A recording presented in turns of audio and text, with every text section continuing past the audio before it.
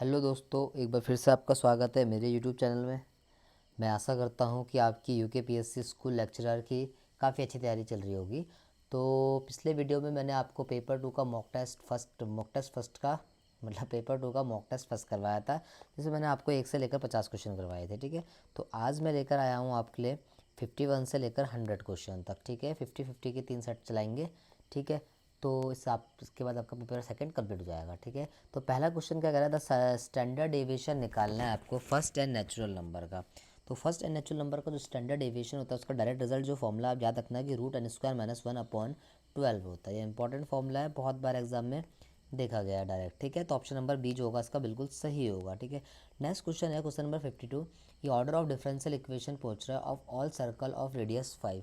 उन differential equation का order पूछा जिनकी रेडियस 5 होगी। ठीक है, तो रेडियस 5 होगी तो इक्वेशन ऑफ सर्कल क्या हो जाएगी, x - h² प्लस 5 - k² = 5 की गिवन है। ठीक है, तो देखो इसमें देखो डिफरेंशियल इक्वेशन में दो क्या है, दो पैरामीटर यूज हो रहे हैं। जो जितने पैरामीटर होते हैं उतने डिफरेंशियल इक्वेशन का ऑर्डर होता है। तो इसका ऑर्डर कितना हो जाएगा, 2 हो जाएगा। कोई सॉल्व करने की जरूरत है, सीधा सीधा आंसर 2 होगा। ठीक है, नेक्स्ट क्वेश्चन कह रहा है 53 the argument of the complex number. इस कॉम्प्लेक्स नंबर का आपको आर्गूमेंट निकालना है। ठीक है, सिंपल क्वेश्चन है, z = 1 - i 1 + i।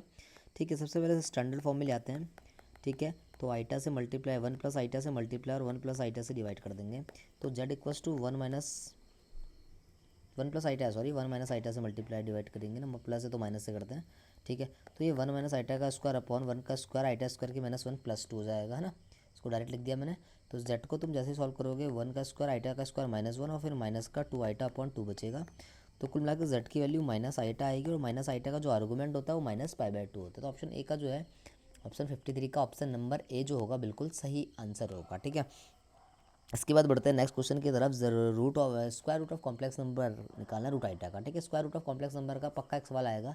ठीक है, इसका एक डायरेक्ट रिजल्ट होता है √1 अपॉन, यहाँ पर आता है mod z plus a upon 2 plus iota upon root mod z minus a upon 2। ठीक है, तो यहाँ पर तो डायरेक्ट रूट आइटा ही है, तो रूट आइटा का जो मॉडलस होगा वो कितना होगा, 1 होगा, 1/2 बचेगा और इसका रियल पार्ट है तो 0 आ जाएगा। ठीक है, जहाँ पर a जो है रियल पार्ट है ना, तो प्लस माइनस आता है यहाँ पर, प्लस माइनस आइटा। ठीक है, आइटा का मॉड 1 हो जाएगा और इमेजिनरी पार्ट है नहीं। ठीक है, तो कुल मिला के जो इसका रूट रिजल्ट स्क्वायर रूट आएगा 1/√2 1 प्लस माइनस आइटा हो जाएगा। ठीक है, तो ऑप्शन नंबर जो है सी जो है इसका बिल्कुल सही आएगा। हाँ, यहाँ पर भी प्लस माइनस होता है। ठीक है, और यहाँ पर प्लस ही होता है। ठीक है, प्लस की बारी होगी तो यहाँ पर प्लस होता है और माइनस होगा तो फिर यहाँ पर माइनस होगा। ठीक है, थोड़ा सा गलत दिख देता मैंने, तो इसे सही कर लेना। तो ऑप्शन नंबर सी जो होगा इसका बिल्कुल सही आंसर होगा। यहाँ पर √2 लगने रखा है। ठीक है, तो सी इसका सही आंसर है। ठीक है, बढ़ते हैं नेक्स्ट क्वेश्चन की तरफ। क्वेश्चन नंबर 55 है, काफ़ी अच्छा और इंपॉर्टेंट क्वेश्चन है।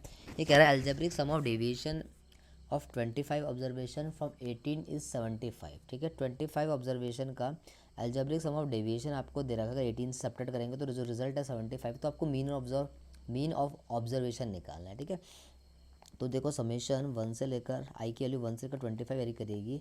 xi माइनस ए की वैल्यू जो है 25 है, इसकी ना वैल्यू आपको 75 के बराबर दे रखी। तो यहाँ से हमें मीन निकाल, तो मीन का फॉर्मूला क्या होता है, हर नंबर सब सारी टर्म का जो सम है वो नंबर ऑफ टर्म से डिवाइड करना। ठीक है, तो ये सॉरी यहाँ पर ये 18 हो जाएगा। ठीक है, 18 से कर रखा है। ठीक है, तो समेशन xi की जो वैल्यू आएगी, ये इसको मैंने अलग कर दूंगा, तो 18 को 25 बार ऐड करेंगे तो मतलब इसको 25 से मल्टीप्लाई कर देंगे, है ना, सब्ट्रैक्ट करेंगे, सॉरी 75 हो जाएगा। तो समेशन xi = 75 प्लस 25 इंटू 18 करोगे आप तो 18 5 90 का 9 हो जाएगा, 18 2 36 और 9 450 हो जाएगा। ठीक है, फिर इसको तुम ऐड करोगे तो ये आ जाएगा आपका 2525 हो जाएगा। ठीक है, तो मीन का जो फॉर्मूला होता है समेशन ऑफ ऑब्जर्वेशन, जितनी भी टर्म्स हैं उनका सम upon total number of terms. ठीक है, ये है। ठीक है, तो 525 को 25 से डिवाइड कर दोगे, नंबर ऑफ टर्म 21 थी, 25 थी, तो मीन जो आएगा आपका सीधा सीधा 21 आ जाएगा। तो ऑप्शन नंबर डी जो है इसका बिल्कुल सही आंसर होगा। इसके बाद बढ़ेंगे हम क्वेश्चन नंबर 56 की तरफ। ठीक है, Seema has 2 coin which appear identical in her purse. Seema के पास 2 क्वाइन थे जो आइडेंटिकल थे, मतलब एक जैसे थे। See know that one is a fair and other is a 2 headed. उसे पता है कि एक जो है 1 फेयर क्वाइन है, मतलब जिसमें कुछ भी आ सकता है, हेड और दूसरा जो है 2 हेडेड टाइन है। सी टेकन आउट 1 क्वाइन, उसने एक क्वाइन निकालो, इट्स गेट हेड, जो रिजल्ट आया वो हेड आया। तो मतलब ये बेस थ्योरम का क्वेश्चन है, और जो इवेंट हो चुका है वो क्या हो गया, हेड आना है कॉइन में, ठीक है। तो अगर what is the probability that it was a fair coin, क्या प्रोबेबिलिटी होगी वो फेयर कॉइन। देखो दो ही कॉइन थे तो फेयर कॉइन की प्रोबेबिलिटी कितनी हो जाएगी 1/2, और 2 हेडेड को मैंने A2 माना हुआ तो इसकी प्रोबेबिलिटी भी 1/2 हो जाएगी। तो ए जो इवेंट है वो गेटिंग हेड है ऑन कॉइन, ठीक है। तो गेटिंग हेड है, हेड आने को हम ए इवेंट बोल रहे हैं। तो पी A/A1 क्या हो जाएगी, probability of head in first coin. तो प्रोबेबिलिटी ऑफ हेड आने की फर्स्ट बार तो 1/2 हो जाएगी क्योंकि वो फेयर कॉइन है, ठीक है। और यहाँ से P/A/2 कितना हो जाएगा, 2 हेडेड कॉइन की जो हेड आने की प्रोबेबिलिटी है वो 1 हो जाएगी, ठीक है।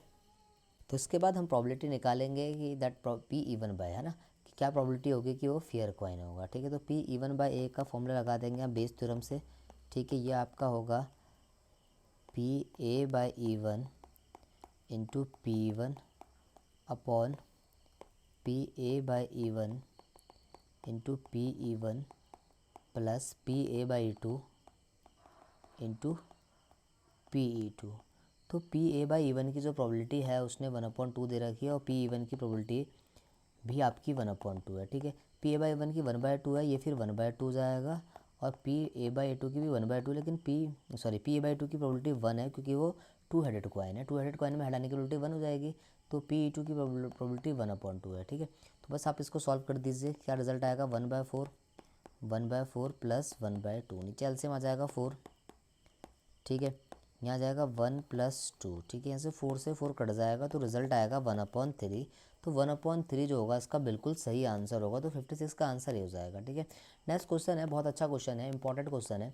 ये कह रहा है when a random variable can take 1 values, एक रैंडम वेरिएबल टेकिंग वैल्यूज ले रहा है विद द गिवन रेंज, जो भी रेंज आपको रखी है, जो प्रोबेबिलिटी डिस्ट्रीब्यूशन है वो कंटिन्यूस है, जो भी प्रोबेबिलिटी डिस्ट्रीब्यूशन कंटिन्यूस है, तो इसे क्या बोलेंगे, जब भी प्रोबेबिलिटी डिस्ट्रीब्यूशन कंटिन्यूस होता है तो नॉर्मल डिस्ट्रीब्यूशन होता है, ठीक है। और अगर डिस्क्रीट होता है तो ये तीनों हो जाते हैं, पॉइसन, बर्नौली और बाइनोमियल, डिस्क्रीट डेटा के लिए होता है, ठीक है। तो ऑप्शन नंबर 50, क्वेश्चन नंबर 57 का बी आंसर होगा। अच्छा क्वेश्चन था ये भी, ठीक है।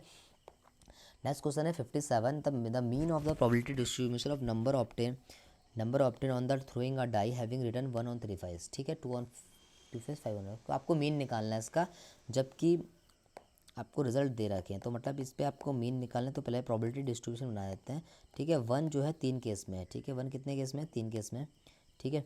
इसके बाद देखेंगे आप 2 जो है और 5 है। तो 1 अगर 3 केस में तो इसकी प्रोबेबिलिटी 3/6 हो जाएगी क्योंकि 6 आउटकम्स है, ठीक है। 2 अगर 2 on 2 फेस में तो इसकी प्रोबेबिलिटी 2/6 आएगी। 5 से 1 फेस में तो 1/6 आएगा। तो बस इसमें आप मीन निकालेंगे। मीन कैसे निकालते हैं, इसकी मल्टीप्लाई से करा देते हैं ना, समेशन PI इंटू XI होता है मीन। तो 3/6 प्लस 4/6 प्लस 5/6 आएगा। इसका एलसीएम लेंगे 6 + 3 + 4 + 5, 5 + 3 12/6, तो सीधा सीधा आंसर 2 आ जाएगा। तो ऑप्शन नंबर 1 को मैं बिल्कुल सही मानूंगा, ठीक है। इसके बाद बढ़ते हैं क्वेश्चन नंबर 58 की तरफ। ये कह रहा है median of 9 of a set of 9 observation is 20.5, 9 observation का मीडियन 25 है। If each of the largest 4 observation of the set is decrease by 2, जितनी भी लार्जेस्ट 4 थी ना उनको ऑब्जर्वेशन से डिक्रीज कर दिया बाय 2 से। ये लार्जेस्ट 4 नहीं है, ऐसे कि फ्रेंड्स मिस प्रिंट है, ये लास्ट 4 है, ठीक है। ये last 4 observation of the set is increase by 2, last 4 observation को ना हमने इंक्रीज कर दिया 2 से। तो ये कह रहे थे मीडियन ऑफ न्यू सेट, तो median of the new set क्या होगा, रिमेन्स सेम होगा, क्योंकि 9 ऑब्जर्वेशन है, मीडियन तो इसकी मिड वैल्यू होगी, तो लास्ट 4 उसमें ऐड ही नहीं होगा, ठीक है। तो इसमें जो हो जाएगा रिमेन जो होगा सेम होगा। ये भी अच्छा क्वेश्चन है, सारे क्वेश्चन मैं आपके लिए अच्छे लेके आया हूँ, ठीक है। इसके बाद बढ़ेंगे नेक्स्ट क्वेश्चन की तरफ, 59 की तरफ। ये डिफरेंशियल इक्वेशन दे रहा है, रिप्रेजेंट ऑफ फैमिली, किस फैमिली को रिप्रेजेंट कर रहा है, तो ये आपका x plus Y D Y equals to किसके बराबर है, 0 के बराबर है, ठीक है। तो आप डिफरेंशियल इक्वेशन के लिए इसका इंटीग्रल कर देंगे वेरिएबल सेपरेबल वाले रूल से, ठीक है। तो यहाँ से x का इंटीग्रेशन x²/2, इसका क्या हो जाएगा -y²/2, यहाँ से प्लस का सीन हो जाएगा, सी हो जाएगा। तो x² + 2 + y² / 2 = c है, यहाँ से x2 एलसीएम ले लेंगे तो इक्वल्स टू 2c आ जाएगा। तो ये इक्वेशन ऑफ सर्कल बन जाएगी। तो ऑप्शन ए इसका आंसर हो जाएगा, ठीक है। इसी क्वेश्चन था। इसके बाद क्वेश्चन नंबर 60, ODI आपको एग्जैक्ट दे रखा है, ठीक है। तो इस फॉर्म की होती है इक्वेशन MDX + NDY = 0। तो जो अगर इक्वेशन एग्जैक्ट होती है तो del M/del Y की जो वैल्यू है वो del N/del X के बराबर होती है, ठीक है। इस तरह का क्वेश्चन एग्जाम में आ सकता है। तो del M/del Y M का अगर आप y के रिस्पेक्ट में पार्शियल डेरिवेटिव करेंगे तो 2x हो जाएगा, और del N/del X इसका x के रिस्पेक्ट में करेंगे तो 2x हो जाएगा, 2ax हो जाएगा। तो यहाँ से x से x 2 से 2 कट जाएगा, ठीक है। तो एक्स की जो जो ए की जो सीधी सीधी वैल्यू आएगी वो 1 आएगी। तो ऑप्शन नंबर ए जो है इसका बिल्कुल सही आंसर होगा। ठीक है। नेक्स्ट बढ़ते हैं क्वेश्चन नंबर 61 की तरफ। ये कह रहा from the group of 5 boys and 3 girls. 5 boys और 3 गर्ल्स का ग्रुप था। 3 person is chosen at random. हमें 3 पर्सन को चूज़ करना है। Find the probability that there are more girls than boy. जो बॉय गर्ल्स की जो संख्या है ना बॉय से ज़्यादा, इसके आपको प्रोबेबिलिटी निकालनी है। ठीक है। तो 3 लड़कियाँ हैं, तो पहला केस बना देंगे कि 3 में से हमने 2 लड़कियाँ ले ली और 5 में से 1 लड़का लिया। तो इस केस में बॉय गर्ल्स की जो संख्या है बॉय से ज़्यादा है। सेकंड केस बना सकते हैं कि तीनों में से तीनों ही लड़कियां ले ली और गर्ल्स बॉयज़ एक भी नहीं लिया। ठीक है। तो इसके अलावा कोई केस नहीं बनेंगे। तो 8C3 इसके टोटल नंबर ऑफ आउटकम्स हो जाएंगे। तो 3C2 की वैल्यू आपको पता है 3 होती है, 5C1 5 होता है, 3C3 1, 5C1 1, तो सॉल्व करके 1 बचेगा। ठीक है। अपॉन 8C3 के लिए निकालेंगे आप 8 × 7 × 6 और नीचे 3 फैक्टोरियल बच जाएगा, तो कैंसिल हो जाएगा। ठीक है। तो 5 3 15 + 1 अपॉन 56 बचेगा। तो 16 अपॉन 56 बचेगा। ठीक है। तो इसको सॉल्व करेंगे 8 2 16, 8 7 56। तो ऑप्शन नंबर ए जो है इसका बिल्कुल सही आंसर होगा। ठीक है। नेक्स्ट बढ़ेंगे नेक्स्ट क्वेश्चन नंबर 62 की तरफ। ये भी प्रोबेबिलिटी का क्वेश्चन है। ठीक है। सेट ए में आपको 2 3 4 5 एलिमेंट दे रखा। सेट बी में 11 12 13 14 15 एलिमेंट देगा। The total number of randomly selected from इस set what is the probability that sum is 60। मतलब दोनों में से 2 नंबर सेलेक्ट करने हैं आपको। ठीक है। कितने नंबर सेलेक्ट करने हैं? 2। अब फिर बताना है कि उनका सम 16 होने की क्या प्रोबेबिलिटी होगी। तो देखो 2 नंबर लेने के तरीके क्या है। पहले सेट के तरीके 4 है, दूसरे से कितने जाएंगे 5। तो प्रिंसिपल ऑफ मल्टीप्लिकेशन से टोटल नंबर ऑफ वेज जो आएंगे वो 20 आएंगे। ठीक है। अब कह रहा क्या प्रोबेबिलिटी होगी सम जो है 16 आ जाए। तो ठीक है। तो जो फेवरेबल आउटकम्स बनेंगे इसके, तो 16 आउटकम्स 16 कब कब आ सकता है सम इज 16। ठीक है। हम वो देख लेते हैं। एक तो जब 2 और 14 होगा, फिर 3 और 13 होगा, जब आप पेयर लेंगे है ना, फिर 4 और 12 लेंगे और 5 और 11 लेंगे। तो ऐसे 4 आउटकम्स बन रहे। तो प्रोबेबिलिटी क्या आ जाएगी आपकी 4/20। 4/20 की वैल्यू क्या आएगी 1/5। 1/5 को अगर डिवाइड करोगे तो 0.2। तो ऑप्शन नंबर ए आंसर आ जाएगा। इजी क्वेश्चन था। ठीक है। नेक्स्ट क्वेश्चन काफ़ी अच्छा 63। ये कह रहा है there are 10 lamps in a hall. एक हॉल्स में ना 10 लैम्प है।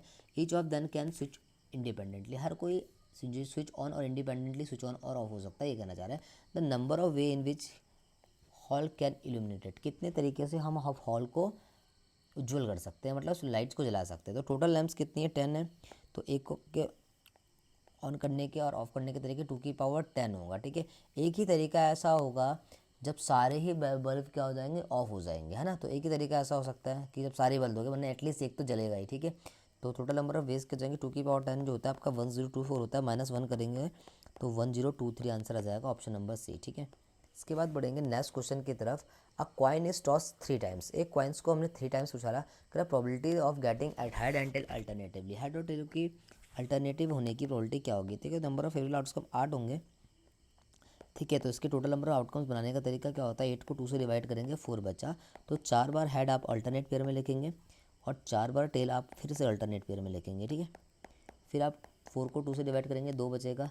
2 बार हेड लिखेंगे, 2 बार टेल लिखेंगे, फिर 2 बार हेड लिखेंगे, फिर 2 बार टेल, फिर 2 को 2 से डिवाइड करेंगे 1 बचेगा।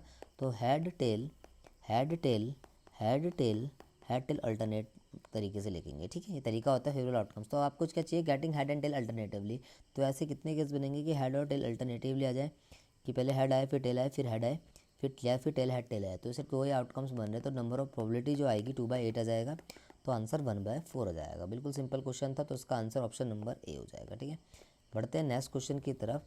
ये कह रहा है रिमाइंडर निकालना है आपको 0 फैक्टोरियल 1 फैक्टोरियल 2 फैक्टोरियल, इनके सम का जो है आपको रिमाइंडर निकालना है। मतलब 0 factorial plus 1 factorial plus 2 factorial plus 3 factorial plus 4 factorial, ऐसे करके 99 फैक्टोरियल तक छूट रहा है। ठीक है।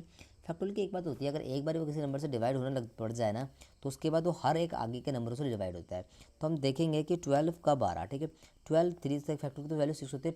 4 फैक्टोरियल में 12 आ रहा है, 12 2 24 होता है। ठीक है। इसका मतलब 4 फैक्टोरियल के बाद को अगर डिवाइड करोगे तो हमेशा रिमाइंडर क्या आएगा वो 0 ही आएगा। ठीक है। तो जो रिमाइंडर बचेगा जब इसे आप 12 से डिवाइड करोगे तो इस चीज़ का सम कर दो, तो क्या आएगा 0 + 1 + 4 + 6। तो 6 है 4 10। अच्छा 0 फैक्टोरियल की वैल्यू 1 होती है। ठीक है। गलती मत करना। 6 है 4 10 11। हो सॉरी मैंने कुछ गलत कर दिया। 2 फैक्टोरियल की वैल्यू 2 होती है। ठीक है। 6 और 2 8 9 और 1 10 आ जाएगा आंसर। तो ऑप्शन नंबर डी आंसर हो जाएगा। ठीक है। 65 का। इसके बाद क्वेश्चन नंबर 66 है। ठीक है, ये भी एक अच्छा क्वेश्चन है, ठीक है, टोटल प्रोबेबिलिटी का। अब bag B1 contain 4 red ball, एक बैग B1 है उसमें 4 रेड बॉल और 3 ब्लैक बॉल है। सेकंड बैग B2 है जिसमें 2 रेड और 4 ब्लैक बॉल है। One bag is select at random and one ball is drawn, एक बॉल को रैंडमली हमने निकाला और एक बॉल ड्रॉन करी। Probability that ball is drawn raise red, क्या प्रोबेबिलिटी होगी कि वो जो बॉल होगी वो रेड होगी, ठीक है। तो टोटल प्रोबेबिलिटी का सवाल है, ठीक है। बैग 1 की प्रोबेबिलिटी को हम अगर 1/2 जाएगी, 2 ही बैग है, और बैग 2 की जो प्रोबेबिलिटी होगी 1/2 होगी, ठीक है। अब जो इवेंट है ना वो बॉल का रेड होना है, ठीक है। तो प्रोबेबिलिटी ऑफ रेड बॉल का रेड होना फर्स्ट बैग से कितना हो जाएगा, PR/1, तो 4 बॉल हैं 7, 4/7, ठीक है। और प्रोबेबिलिटी ऑफ बॉल का ब्लैक सेकंड बैग से E1 कर देते हैं, सेकंड बैग, ठीक है, E2, ठीक है, सेकंड बैग, ठीक है। तो E2 की प्रोबेबिलिटी कितनी हो जाएगी सेकंड बॉल के उस पर रेड होने की, 2/6 हो जाएगी, ठीक है।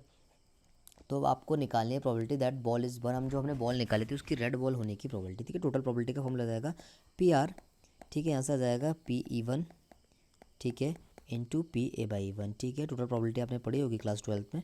फिर प्लस PE2, फिर यहाँ पर आ जाएगा A/2। देखिए काफ़ी इंपॉर्टेंट सवाल है, इससे भी सवाल बनेगा ही बनेगा टोटल प्रोबेबिलिटी, ठीक है।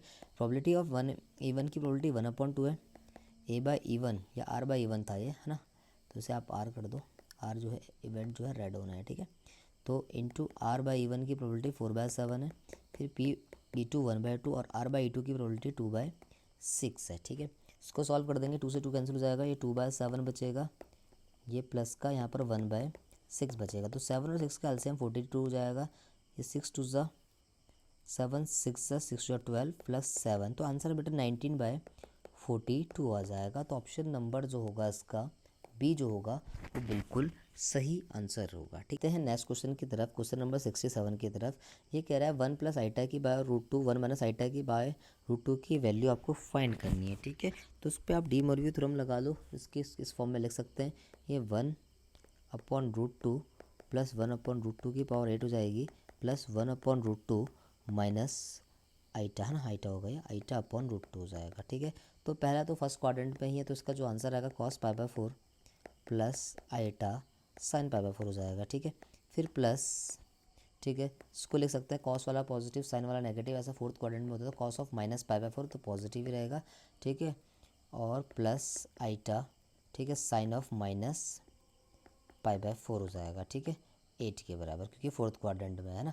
तो इस पर ये पावर जो है एंगल में आगे आ जाती है, आपको पता ही है, cos 2π हो जाएगा प्लस आइटा साइन 2π, ठीक है, cos 2π हो जाएगा, क्योंकि 4 से 8 कट जाएगा 2π टाइम्स, और माइनस लिखो आइटा साइन 2π, तो साइन 2π तो 0 होता है, तो रिजल्ट तो 0 हो जाएगा, कैंसिल ही कर दो। और यहाँ से cos 2π की वैल्यू कितनी होती है, 1 होती है, और यहाँ से भी 1 होती है, तो 1 + 1 2, ऑप्शन नंबर जो सी है इसका बिल्कुल सही आंसर माना जाएगा, ठीक है। नेक्स्ट बढ़ते हैं क्वेश्चन नंबर 68 की तरफ, कह रहा for any complex number z आपको मिनिमम वैल्यू निकालनी है इसकी, ठीक है। तो मिनिमम वैल्यू अगर इस तरह का होता है, तो मैंने आपको बताया था z+ इस फॉर्म का जो होता है, इसकी जो मिनिमम वैल्यू होती है mod ऑफ z1 - z2 होता है, ठीक है।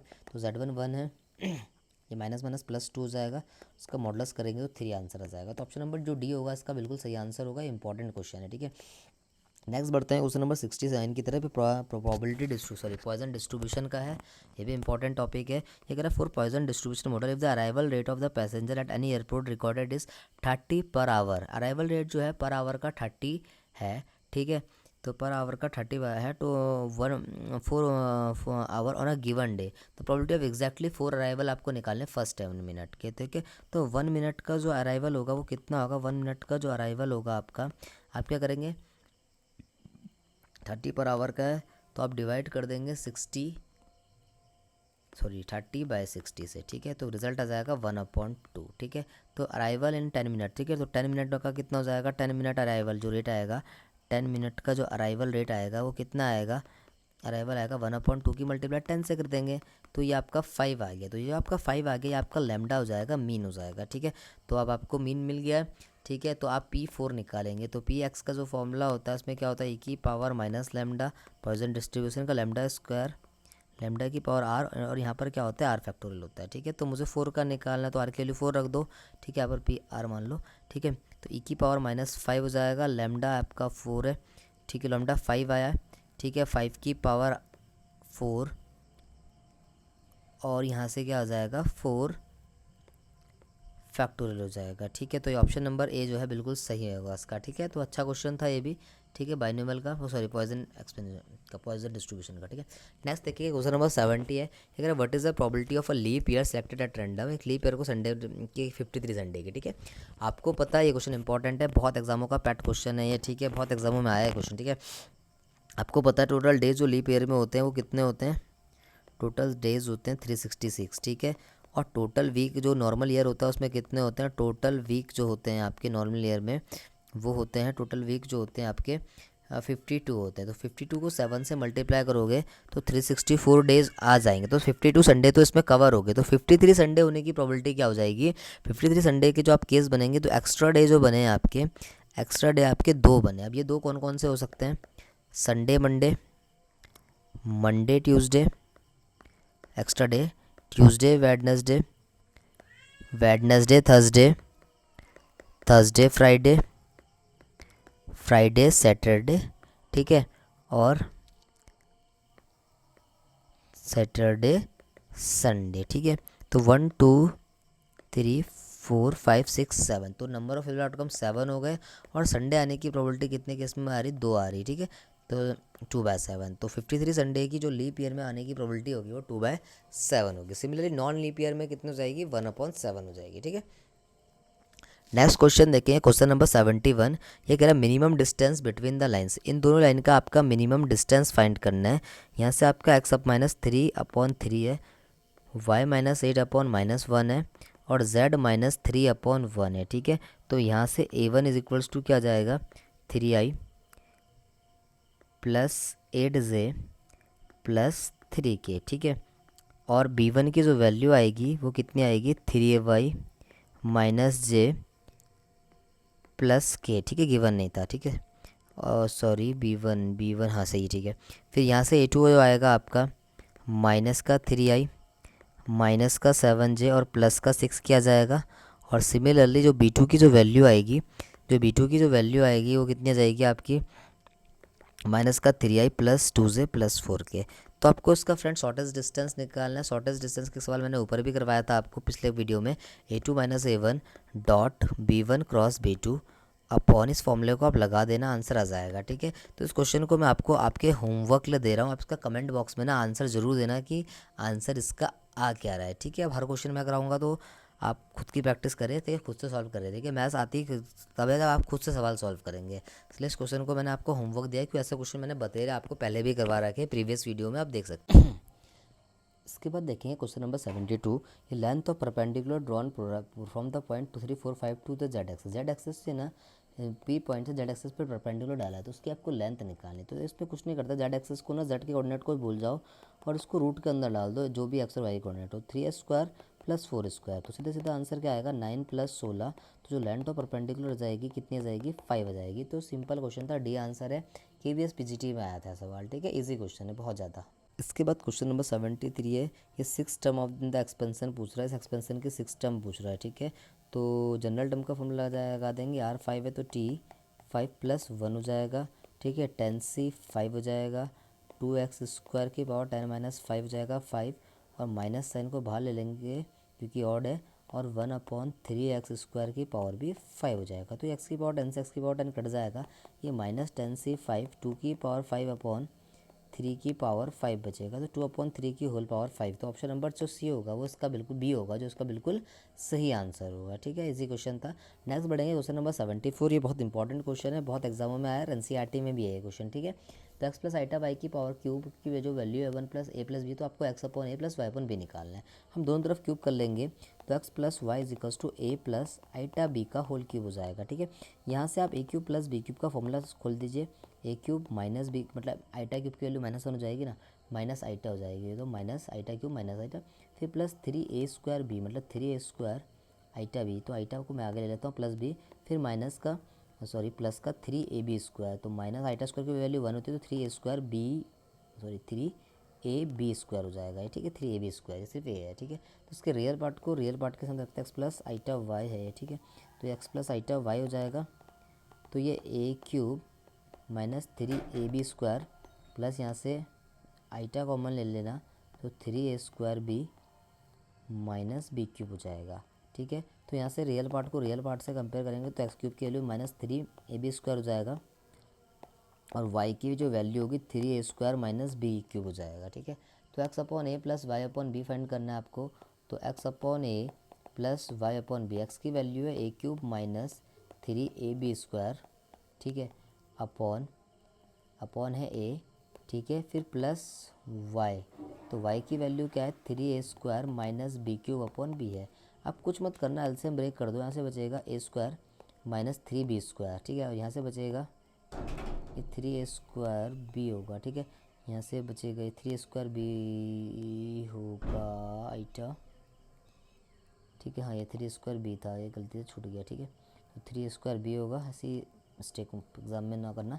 3a² - b³ हो जाएगा। ठीक है, तो b³ नहीं b² होगा एलसीएम ब्रेक करके। ठीक है, तो ये 4a² - 4b² बचेगा, यहाँ से 4 कॉमन लेना, आंसर बचेगा a² - b²। तो ऐसा ऑप्शन नंबर ए है। ठीक है, बढ़ते हैं नेक्स्ट क्वेश्चन की तरफ। y² अपॉन x टेबल का क्वेश्चन है, आपको कंडीशन दे रखी है और आपको बताना है कि क्या आंसर होगा इसमें से। ठीक है, तो ये देखो इंडिपेंडेंट टू y है, तो इसका रिजल्ट आ जाएगा सीधा सीधा del F upon del Y dash की वैल्यू c के बराबर होगा। इसका वाई डैश के रिस्पेक्ट में डेरिवेटिव करेंगे पार्सली f का, तो ये 2y' अपॉन x = c बचेगा।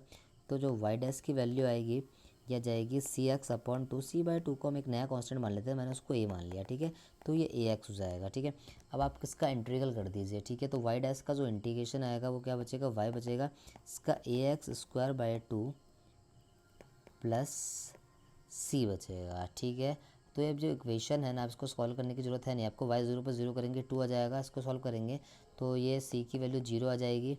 ठीक है, तो और y 2 के बदले 1 है, तो y 2 के बदले 1 आएगा, तो a का कुछ ना कुछ रिजल्ट आएगा, तो जो इक्वेशन आएगी एक पैराबोला टाइप की आएगी। तो ऑप्शन नंबर जो बी होगा इसका बिल्कुल सही आंसर होगा। ठीक है, कैलकुलस ऑफ वेरिएशन का क्वेश्चन था, ऐसी क्वेश्चन था। ठीक, नेक्स्ट देखें क्वेश्चन नंबर 71। ये आपको मैक्सिमम z दे रहा है और पूछ रहा है कि सॉल्यूशन इसका कैसे होगा। देखो पहले बात तो 3 वेरिएबल में इसका सॉल्यूशन ग्राफिकल नहीं होगा, सिंपलेक्स मेथड से होगा। ठीक है, अब मैं इसको बिना सिंपलेक्स मेथड बनाए भी सॉल्व कर सकता हूँ, ठीक है, अपनी ट्रिक से। ठीक है, तो हम क्या करेंगे, देखो यहाँ से एक मैट्रिक्स फॉर्म बना दीजिए, इसको 1 2 1। ठीक है, यहाँ से x2 जो आएगा 0 सॉरी -1 और x3 है ही नहीं तो 0, और यहाँ पर 0 0 -1। ठीक है, और यहाँ पर z की कोएफिशिएंट रख लो 2 1 1। तो अगर इस मैट्रिक्स में कोई भी एक रो, कोई भी एक कॉलम, एक से ज़्यादा कॉलम के ना अगर सारे एलिमेंट नेगेटिव है और z के ऊपर वाली टर्म पॉजिटिव है, ठीक है, तो फर्स्ट सेकंड कॉलम में भी ऐसी बात है और थर्ड कॉलम में भी यही बात होगी। अगर फर्स्ट कॉलम से भी बात बन जाती है वैसे, और थर्ड कॉलम में भी क्या है, सारे कॉलम या तो सारे एलिमेंट या तो 0 है या नेगेटिव है और ऊपर वाली टर्म जो है पॉजिटिव है, जेड वाली टर्म। तो जब भी ऐसी चीज़ रिजल्ट आता है ना, तो इसमें जो सॉल्यूशन आता है वो हमेशा कैसा आता है, अनबाउंडेड सॉल्यूशन। से सॉल्व करने की ज़रूरत नहीं है, ना बड़ा जो है मेथड लगाने की जरूरत नहीं है। आप इस ट्रिक को यूज़ करो, बिल्कुल आंसर सही होगा। ठीक है, जब अगर आप इसे सॉल्व करोगे तभी भी अनबाउंडेड सॉल्यूशन है, बहुत लंबा जाएगा। ठीक है, तो इस ट्रिक का यूज़ करके विदिन 10 सेकंड में आप इसने सवाल को निपटा दोगे। ठीक है, नेक्स्ट देखो क्वेश्चन नंबर 78 है, 3D का क्वेश्चन है। परपेंडिकुलर लेंथ और परपेंडिकुलर निकालना है 1 2 3 से इस लाइन पे। ठीक है, ये काफ़ी अच्छा सवाल है, 1 2 3 है। ठीक है, इंपॉर्टेंट है, ये लाइन दे दी मैंने। ठीक है, इस पॉइंट लाइन की इक्वेशन दे रखी है x - 6/3 y - 7/2 z - 7/-2। ठीक है, z - 7/-2। ठीक है, तो सबसे पहले इस आर्बिट्री पॉइंट को ना मैंने इक्वल्स टू लैम्डा मान के निकाल दिया। ये 3 लैम्डा प्लस 6 हो जाएगा, ये 2 लैम्डा प्लस 7 हो जाएगा, और ये माइनस का 2 लैम्डा प्लस का 7 हो जाएगा। ठीक है, इसको ए बी बोल दो, इसे सी डी बोल दो। तो D Rs of A B जो है सी डी, ये फुट ऑफ परपेंडिकुलर भी होगा, मुझे फुट ऑफ परपेंडिकुलर निकाल देगा तो मैं डिस्टेंस फॉर्मूले से आंसर निकाल दूंगा। ठीक है, तो सबसे पहले हम क्या निकालेंगे, लैम्डा निकालने के लिए D Rs of A B निकालेंगे। तो किसी भी लाइन के डी आर्स निकालते हैं उसको सबट्रैक्ट करके x2 - x1 करके। ठीक है, तो 3 लैम्डा प्लस 6 में से 1 जाएगा, तो 3 लैम्डा प्लस 5 बचेगा। ठीक है, फिर ये 2 लैम्डा प्लस 7 में से 2 जाएगा, ये भी 5 बचेगा, 2 लैम्डा प्लस 5, और ये माइनस का 2 लैम्डा में से 3 जाएगा तो प्लस का 4 बच जाएगा। ठीक है, और D Rs of C D क्या है, D Rs of C D आपको साफ साफ दिख रहा है 3 2 और -2। अब देखो ए बी जो है परपेंडिकुलर है सी डी के, तो इनका डी आर का जो डॉट प्रोडक्ट होगा वो 0 के बराबर होगा। तो 3 9 lambda plus 15 plus 4 lambda plus 10 plus 4 lambda minus 8, इसकी रिजल्ट जो है 0 के बराबर हो जाएगा। ठीक है, तो यहाँ से 9 + 4 ये 17 लैम्डा आ जाएगा, और ये 10 15 25 में से जाएगा प्लस का 17 आ जाएगा। तो यहाँ से लैम्डा की जो वैल्यू है सीधे सीधा -1 आ गई। लैम्डा की अगर सीधा सीधा वैल्यू -1 आ गई तो जो बी का कोऑर्डिनेट होगा ना वो निकल जाएगा। -1 डालोगे तो 6 में से 3 जाएगा, 3 बचेगा। यहाँ पर -1 डालोगे 7 में से 2 जाएगा, 5 बचेगा। और यहाँ पर -1 डालोगे तो माइनस प्लस जाएगा, 7 में से 2 जाएगा, 9 बचेगा। तो अब क्वेश्चन निकालना है, ये लेंथ ऑफ परपेंडिकुलर निकालनी थी। तो ये ए बी में डिस्टेंस फॉर्म लगा दो तो अंडर रूट, ठीक है। ए का कोऑर्डिनेट आपको पता है क्या दे रखा है, आपको सवाल में दे रखा है 1 2 3, ठीक है। तो सीधा सीधा आप डिस्टेंस फॉर्म लगा दीजिए। तो अंडर रूट x2 - x1, 3 में से 1 जाएगा 2, 2 का स्क्वायर 4, 5 में से 2 जाएगा 3 का स्क्वायर 9, 9 में से 3 जाएगा 36, ठीक है। 6 का स्क्वायर 36, तो 49 आ जाएगा। तो सिंपल आंसर आपका 7 आ गया, ठीक है। थोड़ा सा लेंथी होता है सवाल लेकिन ईजी होता है, ठीक है। तो सी आंसर आ जाएगा इसका, ठीक है। नेक्स्ट बढ़ेंगे क्वेश्चन नंबर 71 की तरफ। आपको Z1 दे रखा है 79 की तरफ। Z1 के लिए 2 - आइटा दे रखी है, Z2 की वैल्यू 1 + आइटा दे रखी है। फिर आपको इस रिजल्ट की वैल्यू पूछ रहा है क्या आएगी, ठीक है। मॉडल्स लगा के सिंपल क्वेश्चन है। Z1 और Z2 को पुट कर दो, आंसर आ जाएगा, ठीक है। तो Z1 की वैल्यू 2 - 1 आइटा है, Z2 की वैल्यू 1 + आइटा है प्लस 1 हो जाएगा। नीचे भी वही पुट करेंगे 2 - आइटा, Z2 की वैल्यू -1 - आइटा और ये प्लस का आइटा, इसका होल स्क्वायर कर देंगे। यहाँ से आपका आइटा से आइटा कट जाएगा तो ऊपर बचेगा 4, नीचे क्या बचेगा, ये इस आइटा से ये आइटा कैंसिल हो जाएगा, ये 2 में से 1 जाएगा, 1 - आइटा बचेगा, ठीक है। तो मॉडलस निकालना है तो 4 का मॉडलस तो 4 हो जाएगा, ठीक है। और यहाँ से 1 का स्क्वायर ये √2 हो जाएगा, ठीक है। 4 √2 आ जाएगा। तो इसका जो आंसर आएगा वो नन ऑफ अबव आएगा, ठीक है। देख लेंगे यहाँ पर कोई गलती तो नहीं। 2 - आइटा 1 + आइटा, Z2 के लिए 1 + आइटा है, इससे ऊपर 4 कट जाएगा। ये Z2 की वैल्यू 2 - आइटा है, ये -1 Z2 की वैल्यू -1 - आइटा, ये आइटा से आइटा कट जाएगा तो 2 - 1 1 और 1 + आइटा, सॉरी ये 1 + ठीक है 1 - आइटा बच जाएगा, है ना। तो 4 √2 आएगा। तो ऐसा कोई ऑप्शन है नहीं, तो नन ऑफ अबव जो आएगा आपका आंसर आ जाएगा, ठीक है। नेक्स्ट बढ़ेंगे क्वेश्चन नंबर 80 की तरफ। ये general solution of differential equation पूछ रहा है, ठीक है। तो जनरल सॉल्यूशन जो इसका आएगा CF + PI आएगा। तो CF पहले निकालने के लिए इसके लिए ऑक्सिलरी इक्वेशन निकालेंगे। ऑक्सिलरी इक्वेशन के लिए डी के बदले m रख देते हैं ना, कि तो आपने पढ़ा होगा BSc में m² + m - 2 = 0 हो जाएगा, ठीक है। अब हम इसके फैक्टर करेंगे तो m² + 2m - m - 2 = 0 हो जाएगा। 2 × 2 इसके फैक्टर हो गए। यहाँ से m कॉमन आएगा, m + 2, यहाँ से -1 कॉमन आएगा, m + 2। तो यहाँ से एक m की वैल्यू 1 आ गई और एक m की वैल्यू -2 आ गई, ठीक है। तो CF जो इसका बनेगा e⁻x + C1 e⁻x + C2 e⁻−2x में बनता है, ठीक है। तो CF की जो value C1 e⁻x + C2 e⁻−2x सारे ऑप्शन में है, ठीक है। अब PI निकालेंगे। तो PI निकालने का तरीका क्या है, 1/d² + d और -2 बचेगा।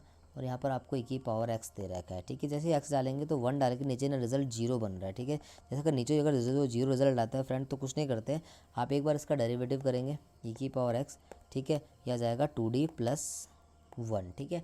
अब चेक करेंगे कि 1 डाल के रिजल्ट 0 आ रहा है तो अब नहीं आ रहा, तो जैसे x के बदले 1 और x लगा के इसका डेरिवेटिव करते हैं, ठीक है। यहाँ पर x लगाते हैं फिर नीचे वाले का डेरिवेटिव करते हैं। तो अब x के बदले d के बदले 1 रखेंगे तो x e⁻x 2 × 1 + 1 बचेगा। तो x e⁻x/3 आ जाएगा। जो कंप्लीट सॉल्यूशन होगा y general solution CF + PI आ जाएगा। तो y = CF की value C1 e⁻x + C2 e⁻−2x + x e⁻x/3 आ जाएगा। तो ऐसा ऑप्शन जो है ऑप्शन नंबर फर्स्ट ही है, तो आंसर ये आ जाएगा, ठीक है। तो linear differential equation with constant coefficient का सवाल था, ये इजी क्वेश्चन था, ठीक है। नेक्स्ट बढ़ेंगे क्वेश्चन नंबर 81 की तरफ। ये करें the person if the probability that a person is not a swimmer. एक प्रोबेबिलिटी है जो पर्सन की जो स्विमर ना होने की 0.3 है। One the probability that 5 person में से 4 पर्सन के स्विमर होने की प्रोबेबिलिटी क्या होगी। तो ये आपको Q की वैल्यू 0.3 दे रखी है, तो P की वैल्यू क्या आ जाएगी 0.7, क्योंकि इन दोनों का सम 1 के बराबर होता है, ठीक है। तो आपको P4 फाइंड करना है। 5 पर्सन में से 4 लोगों की प्रोबेबिलिटी निकालनी है, ठीक है, स्विमर होने की। 5 से 4 0.7 की पावर कितना आ जाएगा, ये 4 × 0.3 की पावर 1। तो ऐसा कौन सा ऑप्शन है, ऑप्शन नंबर डी है। तो ऑप्शन नंबर डी जो होगा इसका बिल्कुल करेक्ट आंसर होगा। क्वेश्चन नंबर 81 काफ़ी अच्छा क्वेश्चन है। देखिए if the probability of hitting a target by shooter is 1/3। देखो प्रोबेबिलिटी जो है शूटर के किसी टारगेट को शूट करने की प्रोबेबिलिटी 1/3 है। तो इसकी ना शूट करने की 2/3 हो जाएगी, ठीक है। Then the minimum number of independent shots, की minimum number of independent shot निकालने at the target him so that the probability of hitting the target at least once is greater than, at least one की जो hit करने की जो probability है वो 5/6 होंगे, तो इसके नंबर ऑफ ट्रायल्स निकालने। तो उसके लिए हम क्या करेंगे, 1 माइनस नन कर देंगे, कि एटलीस्ट के लिए हम यही करते हैं ना, 1 minus none hit the target, और इसकी जो वैल्यू है ग्रेटर देन किससे हो जाएगी, 5/6 से हो जाएगी, ठीक है। ग्रेटर देन 5/6 हो जाएगी, ठीक है। तो 1 माइनस नन, 1 नन मतलब 2/3, तो 2/3 की पावर क्या हो जाएगी, n हो जाएगी, क्योंकि कोई भी टारगेट हिट नहीं हुआ, ग्रेटर देन 5/6 है, तो यहाँ से हम n निकाल देंगे। तो 1 माइनस 5/6 इज ग्रेटर देन 2/3 की पावर n हो जाएगी, ठीक है। तो यहाँ से एलसीएम आएंगे तो 1/6 आएगा, 2/3 की पावर n। अब आप ऑप्शन से चेक करेंगे किस पावर को रख के जो रिजल्ट है, किस पावर को रख के जो रिजल्ट है ग्रेटर देन 1/6 लेस देन 1/6 आ रहा है, ठीक है। 1/6 पहला ही ऑप्शन देख लेते हैं, ये 2/5 रखेंगे तो 2/5 यानी कि पहले 5 रखेंगे ना, पहला ऑप्शन रखते हैं, तो 2/5/3 मतलब 1/6 ग्रेटर देन 32, और 2/5 जो हो जाएगा, 3/5 जो होगा वो आपका 243 आएगा, ठीक है। तो 1/6 की वैल्यू आप चेक करोगे, अब 6 को 1 से डिवाइड करोगे ना तो पॉइंट लगेगा 0, 6 1 जा 6, 4 बचेगा 0, और ये 6 6 जा 36.16 आएगा। तो डेफिनेटली ये जो रिज़ल्ट है ना, नीचे बहुत बड़ा है और 232 है, तो रिज़ल्ट 0.16 से छोटा ही आएगा, ठीक है। आप डिवाइड भी करोगे तो ये देखो 32 है, ठीक है, पॉइंट लगेगा, ठीक है, पहले 0 बढ़ेगा फिर यहाँ 0 लगेगा, ठीक है। तो अभी रिज़ल्ट जो है बहुत छोटा आ जाएगा, ठीक है, उससे 243 से, ठीक है। तो ये आपका पॉइंट नहीं पॉइंट फिर से डिवाइड कर लेते हैं, ये 243 है, ठीक है, इससे 32 को डिवाइड करेंगे तो पॉइंट लगेगा 0 बचेगा, 1 जाएगा, 243 बस 10 3 जा 7 हो जाएगा, और ये 11 में से 4 जाएगा, 7 बचेगा, ठीक है। फिर यहाँ 0 लग जाएगा, तो लगभग ये 3 टाइम जाएगा, तो क्या 0.13 4 टाइम तो 8 टाइम्स जाएगा ना, तो ये 0.13 है, 0.16 है, तो पहले ही ऑप्शन से हमारी बात बन गई, आगे चेक करने की जरूरत ही नहीं है, ठीक है। तो ऑप्शन नंबर ए जो होगा सही होगा, आप चेक कर सकते हो क्रॉस चेक करने के लिए, लेकिन ऑप्शन नंबर ए ही सही होगा, क्योंकि इसमें 1/6 की वैल्यू जो है ग्रेटर देन आ रही है इससे ना, इस रिजल्ट से at least minimum number of shots बोले थे उसने, ठीक है। तो ए आंसर होगा, ठीक है। इससे क्वेश्चन नंबर 82 ये कह रहा है 15C3 की वैल्यू 15C r+3 के बराबर है, ठीक है। तो हमें आर फाइंड करना है, ठीक है। तो आपको पता है जब इन दोनों का इक्वल नहीं होते तो 3r+r+3 का जो सम है वो 15 के बराबर हो जाएगा, तो ऐसे 4r की वैल्यू 12 के बराबर हो जाएगी, r की जो वैल्यू है 3 के बराबर हो जाएगी, ठीक है। ये इजी क्वेश्चन होता है एग्जाम पॉइंट ऑफ व्यू से, ठीक है। ऐसे क्वेश्चन एग्जाम में छोड़ना मत, गलती मत करना इन क्वेश्चन में, ठीक है। उसके बाद नेक्स्ट देखते हैं क्वेश्चन नंबर 83, ठीक है। Z1 Z2 Z3 are vertices of equilateral triangle है, तब Z1² + Z2² + Z3² की वैल्यू क्या होती है। फ्रेंड्स ये डायरेक्ट रिजल्ट होता है, अब इस रिजल्ट को डायरेक्ट याद रखें, अगर Z1 Z2 Z3 ना वर्टिसेस है इक्विलेटरल ट्रायंगल, तो Z1² + Z2² + Z3 की स्क्वायर होती है, वैल्यूज होती है Z1 Z2 + Z2 Z3 + Z3 Z1 होता है, ठीक है। याद रखना साइक्लिक ऑर्डर में होते हैं, ठीक है। ये इंपॉर्टेंट रिजल्ट है, ठीक है, पेपर में आया हुआ क्वेश्चन है, तो 83 का जो आंसर होगा ये होगा। इस रिजल्ट को ना आप डायरेक्ट याद रख लेना, ठीक है। इसके बाद देखेंगे क्वेश्चन नंबर 84, ये कह रहा था x² - 117 की वैल्यू 0 के बराबर है, तो न्यूटन रेफसन मेथड से इसकी इटरेटिव स्कीम क्या होगी, ठीक है। ये आपको स्कीम डायरेक्ट रिजल्ट याद रखना है, x n = अगर √n जो होगी ना रिजल्ट होता है, तो जो इसकी इटरेटिव स्कीम होती है xn + 1 = यहाँ पर 1/2 आता है, ठीक है। xn + n/x होती है, ठीक है। तो इस सवाल में n के बदले 117 है, तो ऑप्शन नंबर ए ही जो इसका सही आंसर होगा, ठीक है। तो इसको डायरेक्ट रिजल्ट याद रखना, ठीक है। ये स्टेटिव स्कीम का ये रिजल्ट होता है स्क्वायर रूट का, ठीक है, ये आंसर हो जाएगा। बाकी वैसे भी कर सकते हैं आप उसे दूसरे तरीके से, ठीक है। नेक्स्ट क्वेश्चन 85 क्वेश्चन, ये पॉइजन डिस्ट्रीब्यूशन से सवाल है, काफ़ी अच्छा क्वेश्चन है, ठीक है। ये कह रहे हैं the probability of individual suffers a bad reaction from the injection of a given serum is 0.001, ठीक है। तो ये आपको प्रोबेबिलिटी दे रखी है कि सीरम से जो इंजेक्शन से बैड रिएक्शन होता है उसकी प्रोबेबिलिटी 0.001 दे रखी है, ठीक है। Then the using the Poisson distribution, आपको पॉइजन डिस्ट्रीब्यूशन का यूज़ रखना है आउट ऑफ 1000 इंडिविजुअल, एंड जो है आपका दे रखा है 2000, सॉरी, ठीक है। एंड एग्जैक्टली 3 विल सफ़र, मतलब आपको P3 फाइंड करना है, ठीक है। तो इसका जो मीन निकालने का जो डायरेक्ट रिजल्ट होता है N × P होता है, तो 2000 की मल्टीप्लाई आप 0.001 से करेंगे तो जो रिज़ल्ट आएगा वो 2 आएगा, ठीक है। तो ये आपकी मीन की वैल्यू आ गई, तो आपको P3 फाइंड करना है। तो इसका जो फॉर्मूला होगा ये पॉइजन का PX या PR समझ लीजिए, e⁻⁻⁻⁴ ठीक है। फिर यहाँ से लैम्डा की power r upon r factorial होता है, ठीक है। तो P3 फाइंड करना है, तो आर के बदले 3 रखो, ई की पावर माइनस लैम्डा, ठीक है। लैम्डा क्या होता है आपका मीन होता है, वो आपको 2 दे रखा है, ठीक है।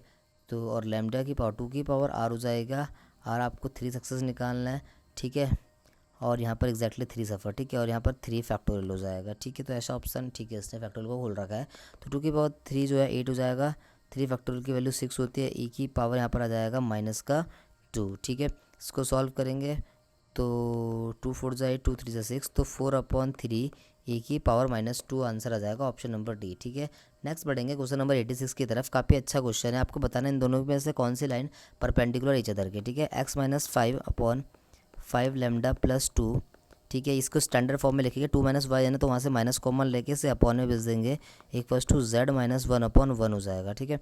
यहाँ पर x/1 होगा, यहाँ से 2 कॉमन लेंगे, y + 1/2, 2 से 2 4, 2 लैम्डा बचेगा, यहाँ पर 4 से 2 को डिवाइड कर देंगे, है ना, स्टैंडर्ड फॉर्म में लाने के लिए, ठीक है। z - 1 प्लस का 3 हो जाएगा, क्योंकि स्टैंडर्ड फॉर्म में x - x1 होता है, मतलब x y z वाले जो टर्म्स हैं उनके कोएफिशिएंट 1 होते हैं।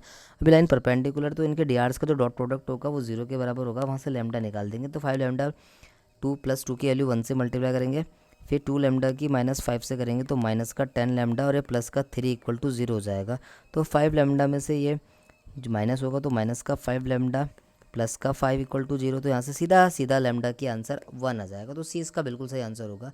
इसके बाद देखेंगे नेक्स्ट क्वेश्चन 87, ठीक है। In how many ways can 8 Indians 5 American 4 Englishman can be seated in a row, एक रो में कैसे बिठा सकते हैं, such that all the person of same nationality are seat together, सारे पर्सन जो है सेम नेशनलिटी के एक साथ बैठेंगे, ठीक है। तो इंडियंस को अरेंज करने के 8 फैक्टोरियल तरीके होंगे, 5 फैक्टोरियल और 4 फैक्टोरियल, अमेरिकन और इंग्लैंड के, ठीक है, इंग्लिशमैन, ठीक है। अब इन 3 रिजल्ट को आप फैक्टोरियल 3 तरीके से भी अरेंज कर सकते हैं, ठीक है। तो ऐसा ऑप्शन क्या है, ऑप्शन नंबर सी जो है ऐसा ऑप्शन है, तो ऑप्शन नंबर सी जो होगा सही आंसर हो जाएगा। इजी क्वेश्चन था, ठीक है। नेक्स्ट क्वेश्चन है क्वेश्चन नंबर 88 का।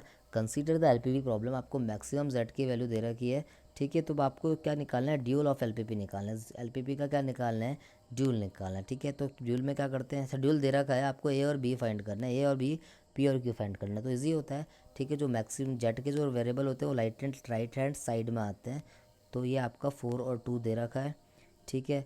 और ए और जो बी है वो उस पर जो एलिमेंट आएंगे वो इसके कोफिशिएंट आ जाएंगे, ठीक है। किसके कोफिशिएंट आ जाएंगे, -3 और -2, ठीक है। तो ए की जो वैल्यू आएगी -3 आएगी, बी की जो वैल्यू आएगी -2 होगी। आगे आपको चेक करने की ज़रूरत ही नहीं है, मत करो चेक, ठीक है। जब इससे रिजल्ट बन गया तो क्यों चेक करना हमें, ठीक है। तो ऑप्शन नंबर ए जो होगा वो बिल्कुल सही आंसर होगा, ठीक है। बाकी इसका ट्रांसपोज करके पी क्यू निकाल सकते हैं, पर यहाँ पर तो सिंपल था, इसी कर लिया, ठीक है। टाइम बचाएंगे हम, ठीक है। क्वेश्चन नंबर 89 है, काफ़ी अच्छा क्वेश्चन है। dy/dx इक्वल्स टू रिजल्ट दे रखा है 3y की पावर 2/3, y 0 पे 0, तो इसका क्या सॉल्यूशन होगा, ठीक है। एक तरीका है तो इसको आप डायरेक्ट वेरिएबल सेपरेबल सॉल्व करके सॉल्व करें, और दूसरा तरीका है ऐसे कि रिजल्ट होता है अगर dy/dx इक्वल्स टू y की पावर अल्फ़ा होना, और अल्फ़ा की जो वैल्यू है वो 0 और 1 के बीच हो, तो देखो 2/3 की वैल्यू 0 और 1 के बीच है, और अगर ये कंडीशन दी होती है y 0 की वैल्यू 0 के बराबर है, तो आपको सॉल्यूशन निकालने की जरूरत है, सीधा इनफाइनाइट मैनी सॉल्यूशन में टिक लगा देना, क्योंकि जो इसका सॉल्यूशन आता है वो इनफाइनाइटली मैनी सॉल्यूशन होता है, ठीक है। कोई सॉल्व करने की जरूरत है, अगर आप उससे वेरिएबल्स ऑपरेबल्स से सॉल्व करोगे, y 0 पे 0 निकालोगे ना आंसर, तो उसके बाद जब आएगा रिजल्ट तो वैसे भी इनफाइनाइटली मैनी सॉल्यूशन होगा, आप चेक कर लेना। लेकिन आप इस रिजल्ट को अगर डायरेक्ट याद रखोगे तो आपको सॉल्व करने की जरूरत नहीं पड़ेगी, तो इसका जो आंसर आएगा वो बिल्कुल सी आएगा, ठीक है। नेक्स्ट बढ़ते हैं क्वेश्चन नंबर 90 की तरफ। ये इंपॉर्टेंट क्वेश्चन है, ठीक है। इससे सवाल आपका आना ही है, पर सेकंड ऑर्डर की पार्शियल डिफरेंशियल इक्वेशन से, जब ये कर्व के बारे में पूछता है, इलेक्ट्रिक होगा, पैराबोलिक होगा, हाइपरबोलिक होगा, ठीक है। तो देखो ये आपकी इस फॉर्म में होती है, ठीक है। यहाँ पर आता है z(x)(x) ए ले लीजिए, यहाँ पर माइनस का z(xy) आएगा, x और y के रिस्पेक्ट में डेरिवेटिव होता है, माइनस नहीं प्लस ले लो, और प्लस यहाँ पर z(y)(y) आएगा, यहाँ पर b लगा लो, c लगा लो, ठीक है। इसे c(z)(y)(y) बोल दो, ठीक है। यहाँ पर अगर b² - 4ac की वैल्यू, ठीक है, a ले लो कैपिटल में, अगर ग्रेटर देन 0 आई तो इक्वेशन जो होती है हाइपरबोलिक होती है, क्या होती है, हाइपरबोलिक। और अगर b² - 4ac की वैल्यू लेस देन 0 आती है तो पैराबोलिक होती है, ठीक है। और इक्वल टू 0 आती है तो पैराबोलिक होती है, और b² - 4ac की वैल्यू लेस देन 0 आती है तो इलिप्टिक होती है। इलिप्टिक मतलब लेस आ रहा है इसमें, ठीक है, इसे लेस से याद रखना, इलिप्टिक, लेस, ठीक है, यहाँ से तो ये लेस देन 0 होती है, ठीक है। अब देखते हैं इसने रिजल्ट दे रखा है, ठीक है, तो कंपेयर करेंगे तो आपकी जो ए की जो वैल्यू है वो वाई स्क्वायर है, बी आपको गिवन नहीं है तो 0 है, और सी की जो वैल्यू है जेड वाई वाई का कोफिशिएंट, इसकी जरूरत नहीं है, जेड वाई का कोफिशिएंट -1 है, तो बी स्क्वायर -4 AC अगर आप चेक करेंगे तो जो इसकी वैल्यू आएगी बी स्क्वायर 0 है, -4, ए की वैल्यू वाई स्क्वायर, सी की वैल्यू -1 है, तो सॉल्व करके 4y² बचेगा। अब इसने खुद कह रखा कि वाई स्क्वायर की जो वैल्यू है लेस देन 0 है, इसका मतलब ये रिजल्ट जो है लेस देन 0 आ जाएगा, ठीक है। लेस देन 0 आ जाएगा तो रिजल्ट क्या आएगा, इलिप्टिक आएगा, तो ऑप्शन नंबर ए जो होगा इसका बिल्कुल सही होगा, ठीक है। इस टॉपिक से 100% प्रवक्ता के एग्जाम में सवाल बनेगा, इसको तैयार करना, ठीक है। और मैं भी इसके बहुत सवाल डालूंगा आगे PDF में भी, नेक्स्ट मॉक टेक होगा, ठीक है, आना ही आना है इससे, ठीक है। नेक्स्ट बढ़ेगा क्वेश्चन नंबर 91 की तरफ। आपको क्यूबिक पॉलिनोमियल निकालना है। एक तरीका तो इसका है कि न्यूटन डिवाइडेड डिफरेंस फॉर्मूले से या न्यूटन फॉरवर्ड डिफरेंस फॉर्मूले से लगाओ, ठीक है, वैसे भी कर सकते हैं, और एक डायरेक्ट रिजल्ट से भी यूज़ कर सकते हैं कि आप हिट एंड ट्रायल लगाओ, ठीक है। कि देखो 1 डाल के 24 कौन कौन सा आंसर दे रहा है, ठीक है। पहले ऑप्शन में अगर एक्स के बदले 1 डालेंगे, 1 + 1 + 11 + 6 दे रहा है, तो 24 के बराबर तो नहीं आ रहा है, ठीक है। तो पहला ऑप्शन तो बिल्कुल ही इसका आंसर नहीं है। ऑप्शन बी में डालेंगे तो 6 + 1 7, 6 13 और 11 24, ऑप्शन ए हो सकता है कि 24 दे रहा है। सी देखेंगे तो 1 + 6 7, 7 और 11 18 से 24, ये भी हो सकता है। डी देखेंगे तो 2 + 6 8, 6 14 25 आ जाएगा। तो डी और ए और डी तो मैंने सरासर नकार दिया इसी से। अब 3 के बदले 120 देख लेते हैं किस पे आ रहा है, ठीक है। तो 6 की पावर, ऑप्शन नंबर बी में 3 के बदले 120 डाल रहा हूँ, एक्स के बदले 3 डाल रहा हूँ, तो 3 की पावर क्यूब हो जाएगा, प्लस 3 का स्क्वायर हो जाएगा, +11 × 3 + 6, ठीक है। तो 6 3 का क्यूब 27 होता है, +9 +11 3 33 +6, ठीक है। 7 6 42, 6 2 12, ये 14 हो जाएगा, ठीक है। +9 + 13 9, ठीक है। तो 142 + 18 48, ठीक है। अब जैसे इसे ऐड करेंगे तो क्या रिज़ल्ट आ जाएगा, 200 190 आ जाएगा। तो ये आपका तो 120 आना चाहिए था, ठीक है। 3 डाल के 120 रिजल्ट नहीं दे रहा, क्योंकि ये बी ऑप्शन रिजल्ट नहीं दे रहा, तो सीधा सीधा सी आंसर होगा, आप इसको चेक कर लेना, ठीक है। इसके बाद देखेंगे क्वेश्चन नंबर 92 है, ठीक है। इस तरह का क्वेश्चन भी एग्जाम में आ सकता है, इंपॉर्टेंट क्वेश्चन है। फैमिली ऑफ सर्कल निकालने या कुछ डिफरेंशियल इक्वेशन निकालने की, सर्कल पैराबोला कुछ भी दे सकता है, ठीक है। तो circle of equation of all circle touching the x axis, उन सर्कल की आपको फैमिली ऑफ इक्वेशन निकालने जिनका जो ना सर्कल को सर्कल जो एक्स एक्सिस को ना ओरिजिन पर टच कर रहा है, ठीक है। तो इसका जो फिगर होगा इस तरह से बन जाएगा, ठीक है, इस तरह से, ठीक है। तो ये वाला पॉइंट जो होगा सेंटर कोऑर्डिनेट होगा 0, ठीक है, रेडियस भी 1 होगी, तो सर्कल की इक्वेशन बन जाएगी x - 0 का स्क्वायर, ठीक है, x - 0 का स्क्वायर प्लस y - a का स्क्वायर इक्वल्स टू r का स्क्वायर, सॉरी r जो हो जाएगी वो a होगी, ठीक है, a का स्क्वायर। तो अच्छे इसको सॉल्व कर लेंगे, तो x² + y² + a² - 2ay = a² होगा, a² से स्क्वायर कैंसिल हो जाएगा, ठीक है। तो यहाँ से x² + y² = 2ay हो जाएगा, ठीक है, क्योंकि आपको y को एलिमिनेट करना होता है, ठीक है। तो यहाँ से सॉरी एक पैरामीटर हटाना होता है, ठीक है, फैमिली निकालने के लिए। तो x² प्लस डिफरेंशियल इक्वेशन निकालने के लिए y = 2a हो जाएगा, ठीक है। क्वेश्चन रूल से डेरिवेटिव कर देंगे, ठीक है। क्वेश्चन रूल में वो नीचे वाले का स्क्वायर हो जाएगा y², फिर y ऐसे डेरिवेटिव ऊपर वाले का, तो 2x + y² का 2y, फिर y का दोबारा करेंगे dy/dx, ठीक है।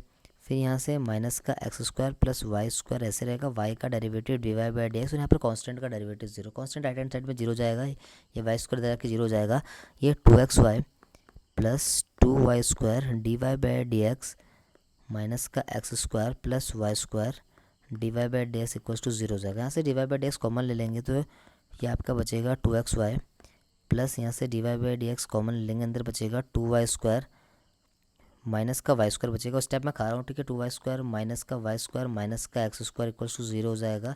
तो जैसे ही आप इसे सॉल्व करोगे तो 2xy plus dy/dx y² minus का x² = 0 आएगा। तो ऐसा कौन सा ऑप्शन है, ऑप्शन नंबर सी जो है ऐसा ऑप्शन हो जाएगा, माइनस कॉमन लेके एडजस्ट कर लेंगे इसे, ठीक है। तो ऑप्शन नंबर जो सी होगा ये इसका बिल्कुल सही आंसर होगा, ठीक है। इसके बाद बढ़ेंगे नेक्स्ट क्वेश्चन की तरफ। क्वेश्चन नंबर 93 है, ये कह रहा है which of the following formula is use for unequal interval. तो अनइक्वल इंटरवल के लिए कौन सा फॉर्मूला यूज होता है, वो होता है लैग्रांजे इंटरपोलेशन फॉर्मूला। तो सी इसका बिल्कुल सही आंसर होगा। नेक्स्ट बढ़ेंगे क्वेश्चन नंबर 94 की तरफ। एलपीपी का क्वेश्चन है, ये कह रहा है there is no feasible reason in LPP. अगर किसी भी एलपीपी का कोई फिजिबल रीजन नहीं होगा तो देन द प्रॉब्लम है, तो उस प्रॉब्लम का क्या होगा, नो सॉल्यूशन होगा। ऑप्शन नंबर सी जो होगा सही आंसर होगा। ऐसे थ्योरी बेस्ड क्वेश्चन आप एग्जाम के लिए कर लीजिए, इंपॉर्टेंट होता है। नेक्स्ट क्वेश्चन है 95 वाला, ये ना कैलकुलस ऑफ वेरिएशन का क्वेश्चन है, ठीक है। तो इंडिपेंडेंट टू वाई डैश है, तो जब भी result independence to y dash होता है तो d f by d y को 0 पुट कर लीजिए आप, ठीक है। ऐसा क्वेश्चन ऊपर मैंने करवाया था, ठीक है, सेम है। D f by d y करेंगे तो एफ जो आएगा आपका 2x y minus Y square आएगा। इसका वाई के रिस्पेक्ट में डेरिवेटिव करेंगे 2x हो जाएगा, पार्सली इसका -2y इज इक्वल्स टू 0। तो यहाँ से जो रिजल्ट आएगा y is equals to x बचेगा। देखो y 1 पे 0 नहीं आ रहा है, 0 पे 0 आ रहा है, तो ये सेटिस्फाई नहीं कर रहा है, तो आंसर क्या आएगा, नो सॉल्यूशन आएगा। ऐसा पहला भी एक क्वेश्चन था, इसका आंसर नो एक्सट्रीमल था, ठीक है। देखिए क्वेश्चन नंबर 96, ये कह रहा है any solution to linear programming program जो सेटिस्फाई नॉन नेगेटिव रिस्ट्रिक्शन। कोई भी सॉल्यूशन अगर नॉन नेगेटिव रिस्ट्रिक्शन को सेटिस्फाई कर लेता है तो वो फिजिबल सॉल्यूशन कहलाता है, ठीक है। इसी क्वेश्चन था। 97 क्वेश्चन है, एलपीपी से ही है, कह रहा है which of the method is use for initial basic feasible solution if it's artificial solution. जिसपे किस पर आर्टिफिशियल इंट्रोड्यूस किया जाता है वो होता है टू फेस मेथड। तो 97 का आंसर ये हो जाएगा। नेक्स्ट क्वेश्चन 98 है, ठीक है, y माइनस जेड, ठीक है, प्लस z माइनस एक्स और x माइनस वाई दे रखा है, तो आपको बता रहा है कि इनमें से कौन सा सोल्यूशन होगा। तो d x upon Lagrange form का है y minus z, d y upon z minus x और d z upon x minus y होगा, ठीक है। अगर हम तीनों को ऐड कर दें तो d x plus d y plus d z, तो नीचे 0 बन जाएगा इक्वल्स टू 0, तो इसका इंटीग्रेशन करेंगे तो x plus y plus z equal to C1 पहला कॉन्स्टेंट आ जाएगा, ठीक है। दूसरा कांस्टेंट निकालने की जरूरत नहीं है, दोनों में रिजल्ट सेम ही आ रहे हैं, ठीक है, दोनों ही सही माने जाएंगे, ठीक है, या एक भी सही है, दोनों में से कोई भी सही होगा, ठीक है। तो दूसरा रिजल्ट अगर आपको निकालना होगा तो देखो हिंट से पता चल रहा है, अगर आप x d x plus Y D y plus z d z करेंगे तभी भी नीचे 0 आ जाएगा, ठीक है। यहाँ से सॉल्व करके आंसर बी या सी में से डी होगा, दोनों। तो मैं इसको एक सही कर लेता हूँ, इसको माइनस कर लेता हूँ, ठीक है। तो ऑप्शन नंबर जो बी होगा इसका बिल्कुल सही क्वेश्चन होगा। एक लैग्रांजे फॉर्म से सवाल पक्का ही आने हैं, ठीक है। नेक्स्ट क्वेश्चन है question number 99, in the optimal sortable z, अगर सी जे माइनस जेड जे की वैल्यू 0 आ जाए तो ये किसको रिप्रेजेंट करता है, अल्टरनेट सॉल्यूशन, ठीक है। सिंप्लेक्स मेथड की थ्योरी में मैंने आपको बताया था, तो ऑप्शन नंबर डी जो होगा बिल्कुल सही होगा। और क्वेश्चन नंबर 100 है, लास्ट क्वेश्चन है, ये कह रहा basic feasible solution of linear programming problem is set to be degenerate. Degenerate कब बोलते हैं, if at least one solution is negative, it at least one solution is 0, no solution is negative. तो इसका आंसर जो होता है ए होता है। अगर किसी भी एक भी सॉल्यूशन जो है राइट हैंड साइड जो रिजल्ट आ जाए नेगेटिव आ जाए तो जो डीजनरेसी बजा आती है तो डीजनरेट सॉल्यूशन बोलते हैं ऐसे, ठीक है। तो डीजनरेट बोलते हैं ऐसे, ठीक है। तो इसका आंसर ये होगा। तो फ्रेंड्स आज की वीडियो में मैंने 51 से 100 क्वेश्चन कराए मॉक टेस्ट फर्स्ट के पेपर 2 के, ठीक है। पेपर 2 का मॉक टेस्ट फर्स्ट था, ठीक है, पेपर 2 का, ठीक है। तो सेकंड वीडियो आ गया। 1 से 50 मैंने आपको पहले वीडियो में करवा दिए थे, अगर आपने नहीं देखे हैं तो उसे देख लीजिए, ठीक है। नेक्स्ट वीडियो में 101 से 150 आएंगे।